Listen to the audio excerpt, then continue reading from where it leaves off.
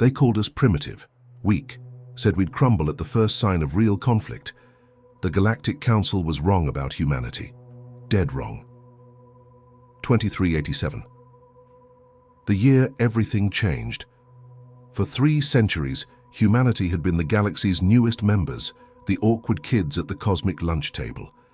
While species like the Zeltharians had mastered energy manipulation for millennia, and the Korthax could bend space-time with their minds, humans.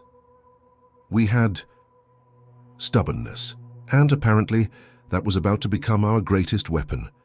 The Void Swarm had consumed 43 star systems in just 6 months. Ancient civilizations that had stood for eons. Gone. Wiped out like they were nothing. The emergency session at Galactic Command was tense. I was there, Captain Sarah Chen representing Earth's tiny defense fleet. Around the holotable sat beings that could level planets with a thought. The Zeltharian High Admiral spoke first. The swarm cannot be stopped. We must evacuate the remaining systems and retreat to the outer rim. Nods all around, except from me. What about a last stand? I asked. The silence was deafening. Then, laughter. Actual laughter. Captain Chen, the Korthax delegate said, his 4 eyes gleaming with amusement. Your species has been in space for barely 300 years. This enemy has consumed civilizations older than your planet. That's when I said the words that changed everything. Maybe that's exactly why we can beat them.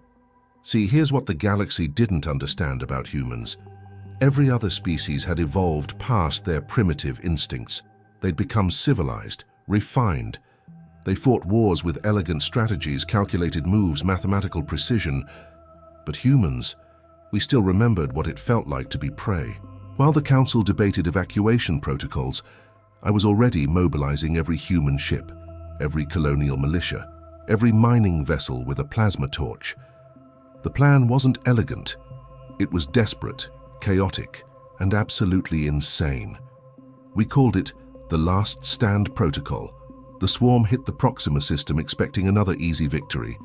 What they found instead were 50,000 human vessels arranged in the most unconventional formation the galaxy had ever seen. No battle lines, no organized squadrons. Just pure coordinated chaos. Mining ships ramming swarm carriers while detonating their fuel cores. Civilian transports modified into kamikaze drones, and at the center of it all, something the swarm had never encountered before. Humans who refused to calculate the odds of survival.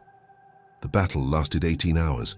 The swarm's hive mind couldn't process our tactics because we didn't have any. Every human captain was improvising, adapting, making split-second decisions that no computer could predict. When my ship, the New Horizon, lost engines and weapons, did I retreat? Hell no. I ordered my crew to ram the Swarm Queen's flagship. But here's the thing about humans that the galaxy had missed. We're pack hunters. As soon as the other ships saw what I was doing, they followed suit.